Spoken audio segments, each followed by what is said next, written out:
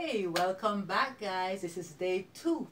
How did those collages go? I hope that you finish them. Don't make me spend time with you and you don't finish your collage. I want to see them, so I'm gonna ask you to post your finished products on my Facebook page. Yes, Y.E.S. Yes, yes is your expressive self. So we want to share with others what we're doing, right? And again, it's share with each other and, maybe even talk about our experiences a little bit. Today now we're going to look at working with lines. We're going to go back to just the basics, just a blank page and your favorite marking tool. And we're going to go to pencils. Maybe we're going to integrate or combine it with some markers, that is like your Sharpie or your favorite colored markers. I also have like a charcoal pencil. I don't necessarily expect you to have that, but yeah, if you have something like that, that's good as well. And we're going to use all of the above. Guess what? It's an easy process. How many of you, when you were little, tried to scribble on the walls? You're expressing yourself as a 5-year-old, a 4-year-old on the wall, a 3-year-old even. Grab a pencil or a pen, something that could mark, and you started marking that wall. And I'm going to guess that that was not well received by your mom or your dad. Am I right? Well, today we get a chance to go back to that space, but we have our journals, and so we want to just inhabit our 5-year-old self just for a little bit, just for the warm-up. Remember what we're going to do? We're going to relax first, shake it off.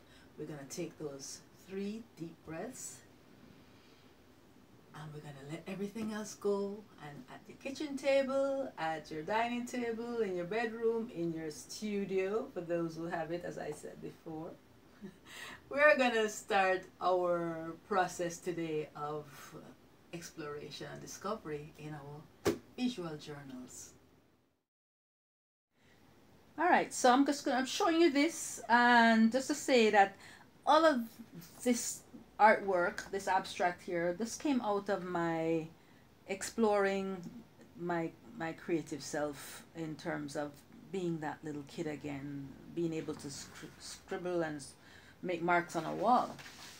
So you're gonna warm up just with any kind of mark making you want. You can do circles, you can do zigzag lines, you can let them go off the page, you can let them swirl, you can let them be as tiny as you want, you can reach across the page making dramatic swishing marks, you can maybe even start to do some kind of patterning.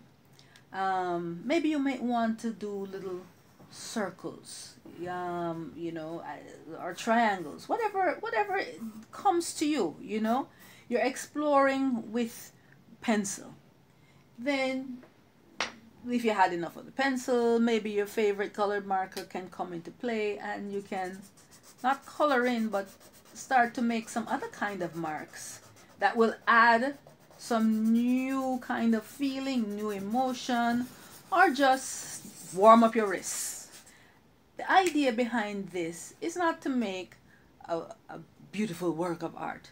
It's just warming up. It's just feeling the pencil under your fingertips, just looking at the lines, how they occur on a page, and you continue doing that until you feel satisfied. You feel, oh, I've had enough, or I'm tired of this now. All right? But the whole idea is for you to just open up yourself to the joy of just making a mark, making your mark. It's important that you know how to make your mark, not what somebody else has told you that you need to do. All right? Do some warm-ups for me now.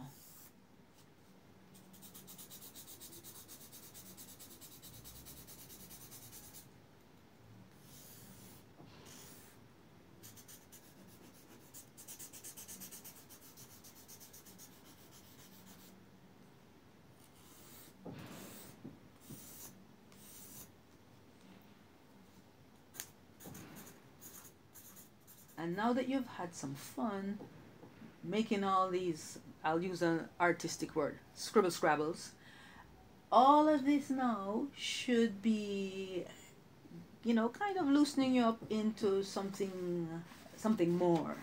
So I'm going to give you a definite assignment. Oh dear, I said that word. Sorry. Okay, I'm going to give you a little moment of play here. Use your ruler and just divide up a couple of your pages into equal parts. All right? And so you're going to have 1, 2, 3, 4, 5, 6, 7, 8, 9, 10, 11, 12. Your challenge today is, how can I use different marking tools like my pencil or my marker or my pen or my Sharpie? How can I use those marking tools to explore lines, different types of lines? And each of them will be a separate idea. So it's just a little square. I think this square is like 4 inches by 4 inches. So, you know, 4 inch by 4 inch, and you do it as many times as you want. Let's see how that works out.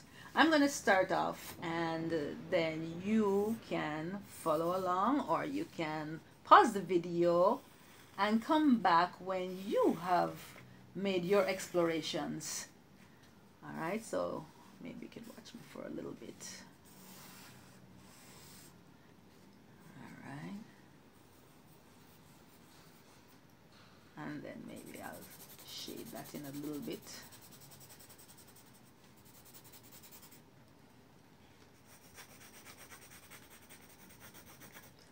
How many different types of lines can you operate with and explore different compositions?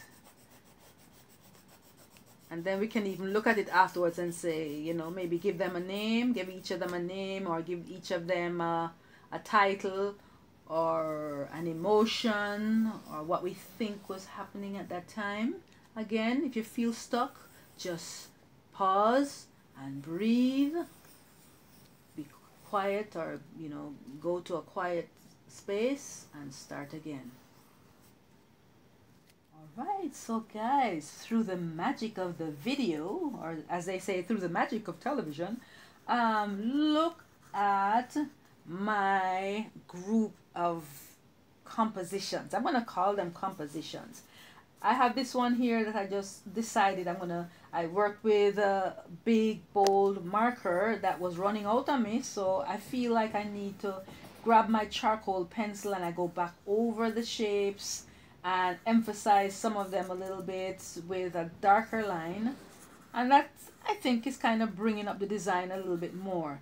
But each of them, what I want to share with you is, with this spontaneous way of working with line, you can come up with some really unique abstract ideas. And when we start to work with color, we can actually take some of these ideas and transfer them onto a canvas and apply color, and, you know, and the creative process grows and grows and grows. So have fun, guys. Scribble scrabbling. You learned that new word today, right? Scribble scrabble. Okay. All right, so through the magic of the video, or television as they say, through the magic of television, I have completed all of my squares. I hope you did too. Some of them I wanted to reinforce some of the lines, you know, like this one, the marker was running out. So I decided I want to go back into it.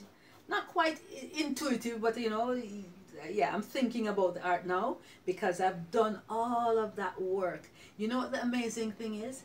Each of these ideas, you can actually take them and transfer them to a canvas and have a really beautiful abstract image going on when you start to apply color to it. And, you know, I'm going to share a little bit more about color and all of that with you. But I hope you had fun doing this and going back into that play space of your little 5-year-old self, but then coming up with some really awesome and profound results. And practice. You can continue on your own, and it was a pleasure, and I'm gonna see you again tomorrow. All right.